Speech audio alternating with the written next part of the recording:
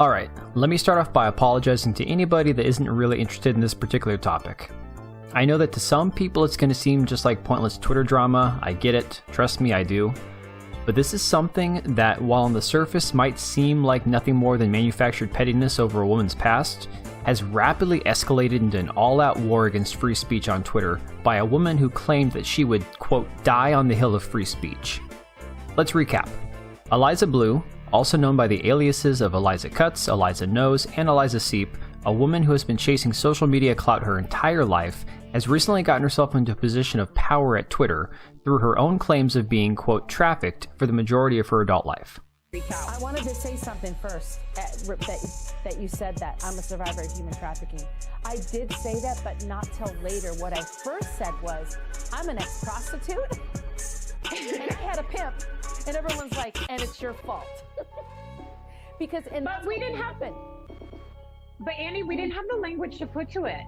We didn't have the language to put to it back then. I mean, this wasn't, this wasn't a conversation the way that it is now. We did not have the language to put to it then.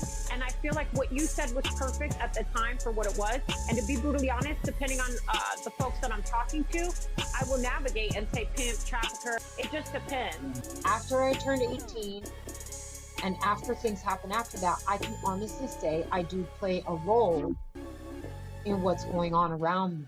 And also, survival sex is not considered human trafficking. What's survival There's still sex? Even so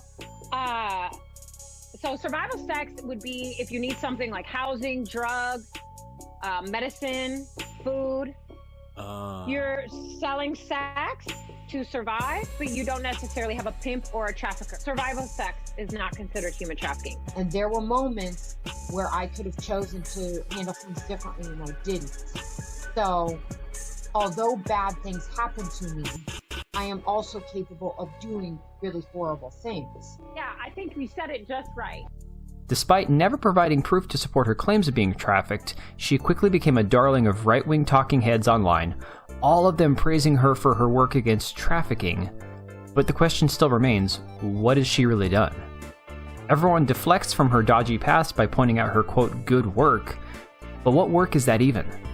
Add into that Eliza's shady past, where she was known in many circles as being something of a groupie, desperately seeking fame and attention, all while being friends with known creep Jeffree Star, a man with a laundry list of disturbing allegations against him.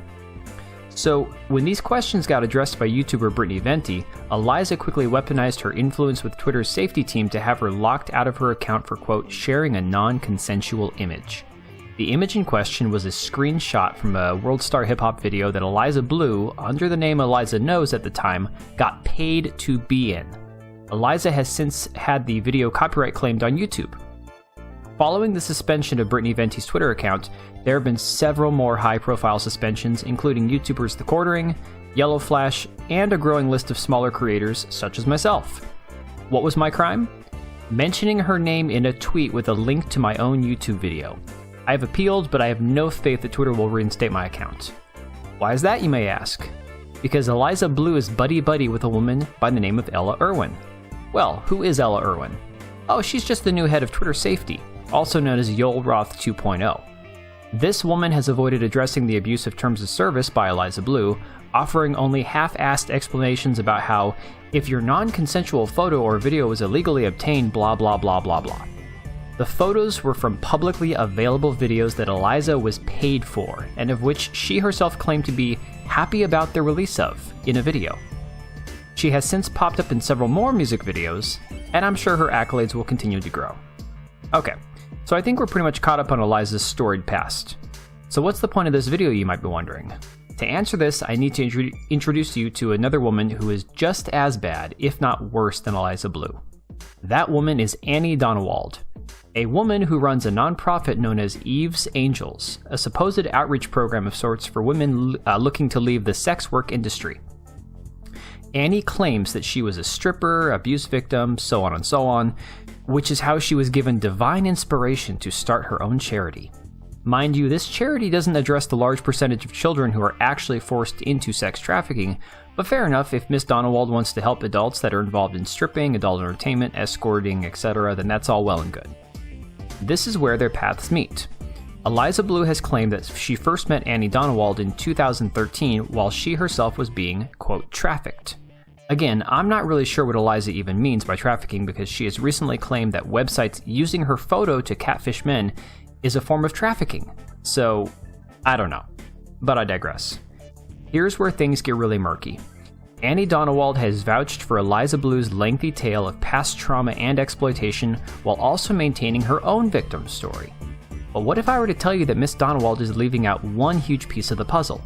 The court case known as Donewald v. Donewald, where she herself was sued by her own parents and brother to the tune of around $50,000 for, wait for it, concocting a tale that while Annie was living with her parents, they sexually abused both her children and her nephew, also attempting to force their granddaughter into sex trafficking. Why did she make these false accusations, you may ask? To extort money out of her NCAA coach father because she didn't like how her parents treated her daughter while she was living with them. I've looked into Eve's Angels' taxes, their book sales, their supposed outreach program, etc. There's a lot of questions with very few answers. There's no testimony from real victims. There are no photos of their supposed presence at adult film expos trying to pull women out of the adult film industry. Their website has one 5-minute video from 2016 which has not been updated, with Annie telling anecdotal stories of different abuse victims, but providing no actual proof of the work that her charity does. In the video, she claims that her work had plateaued due to a lack of funds, despite their 2017 tax returns showing assets in the amount of $300,000. There are multiple links on the site to donate money, but there's only one name attached to Eve's Angels. You guessed it, Anny Donewald. No address, no phone number. Oh, and by the way, you can also buy a couple books from this expert advocate. There's only a small handful of reviews from what seem like obvious fake reviewers, and one honest 1-star review stating that the book is a rambling mess that doesn't seem to have a reason to exist. I couldn't agree more. But wait, there's more. You can actually book this expert advocate for a speaking engagement. Well, how much would that cost, you might ask? Great question. I emailed the booking agency, and it turns out that her base fee is $6,000 plus airfare, car rental, hotel, meals, etc. Basically, to fly this grifting snake out to your event, it's probably going to cost you around $8,000 when it's all said and done, if you're lucky. All to hear a woman who lied about her own parents trying to traffic their own grandchildren lecture you about the dangers of sex work. Now, I'm going to be brutally honest. I don't like the sex work industry. I also don't consider it to be real work.